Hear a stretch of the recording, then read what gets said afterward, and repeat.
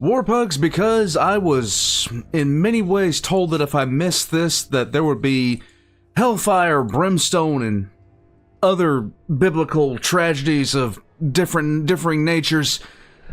Here we are at JoCat's Guide to 5th Edition on the Artificer.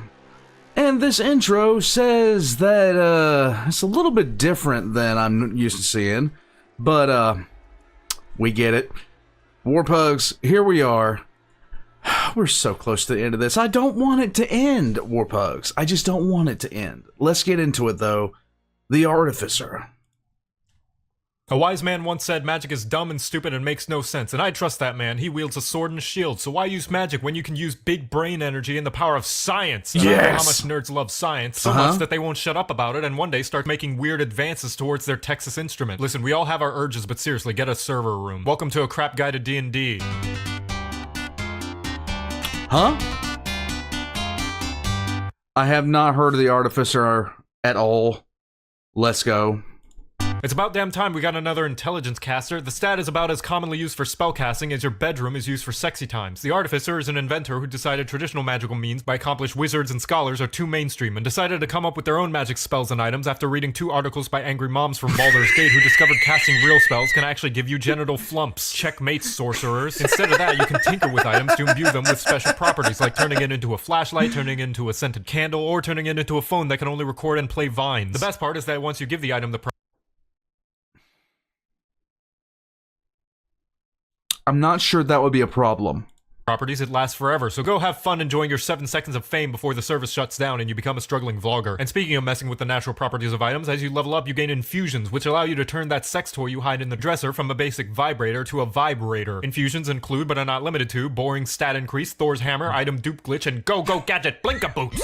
What? This is all due to your massive IQ rating of 20 billion, which is so high you can add your intelligence modifier to any of you or your ally party members' dice rolls and become the ultimate backseat gamer telling them about the bad guy's weak spots because there's no way their simple minds could have figured it out on their own. And if that doesn't work out, you can use one of the 50 magical items you've made yourself and refuse to part with like someone on an episode of Hoarders, or pull a fast one and throw the magical vibrator that you secretly stored a charge of fireball in. Being the new class that it is, the Artificer only has 3 subclasses so far, and no, I'm not going to cover the new ones that come out. Stop asking, I just want to go on vacation with my sword and shield already. The Alchemist is like a drunk doctor and gains a few healing spells, can buff allies with the power of drinking and gambling, and can help you grow closer bonds with your pets. If you want a big fuck-off gun, the Artillerist can create an eldritch cannon that can either fire 3 different kinds of artillery or just sit there contributing nothing while you marvel at your amazing craftsmanship, because keeping track of more than one thing on the board is hard. Isn't that right, Dungeon Master? And lastly, the Battlesmith, where you decide to stop being a puss baby and join the fight with a mystery-solving robo-dog sidekick.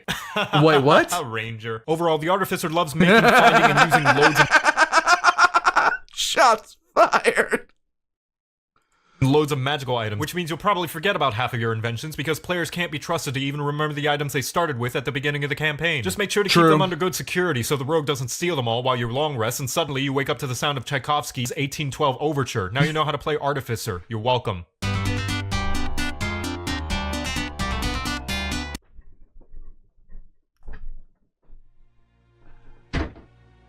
So basically you're just a tinkerer. That's what an Artificer is. You're a tinkerer. Okay, well, I mean, I'm not sure why that would even be a thing. If anybody's played Artificer, please let me know.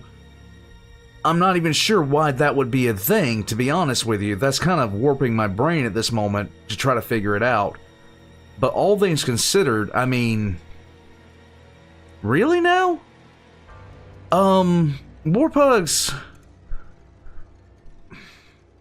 I still think, like, this is a class that I would need to know a good deal more about to actually want to actually play it. It still sounds more interesting than what I've been able to play over the past, well, the last time I was able to play. Warpugs, we have only a few of these left. Feels like the end of an era. But we're getting there. I am about to kick back here. I hope you guys have had a wonderful weekend. I think this is coming out on Tuesday, I believe. I hope you guys had a good Monday. Oh my god. All the links going to be in the description below. Check me out. Check them out. We're coming to the end, Warpugs. I'll catch you guys next time. I don't know anything about this class. I have never heard anything about this class. And I'm not sure why.